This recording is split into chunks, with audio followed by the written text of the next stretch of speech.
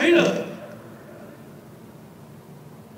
की ओबीसी समाज एवढा 54% आहे, परंतु तो एवढा मागास आहे. ओबीसी म्हटल्यानंतर त्याच्यामध्ये सगळे आले, अलुतेदार आणि तुमचे काय म्हणतात का भटके मुक्त सगळे त्याच्यामध्ये ओबीसी काय म्हटलं की ते सगळे हा फार आणि म्हणून म्हटलं नाही यांच्यासाठी काम करायचं.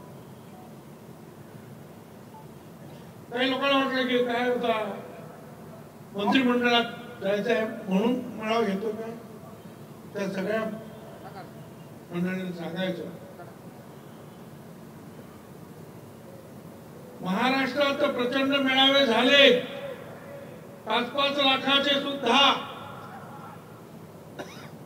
अनेक ठिकाणी, पण दिल्लीमध्ये केवळ महात्मा ज्योतिराव फुलेंचं नाव घेऊन अख्खं रामलीला मैदान समता परिषदेने भरवलं आणि संपूर्ण देशातून राजस्थान असेल, बिहार असेल, यूपी असेल, हरियाणा सगळीकडून जे आहेत लोक आले, सगळीकडे जागृती झाली. अनेक ठिकाणी आमचे खासदार निवडून आले, बिहारमध्ये खासदार निवडून आले, एक तर मंत्रिमंडळात सुद्धा गेलो. त्यावेळेला मंत्री होतो, त्यावेळेला काय पाहिजे होतं. आणि मगाशी सांगितलं की ज्या वेळेला बीड मध्ये हल्ले झाले तेवढं सुभाष राऊत यांचं हॉटेल जळालं ते तर आहेच,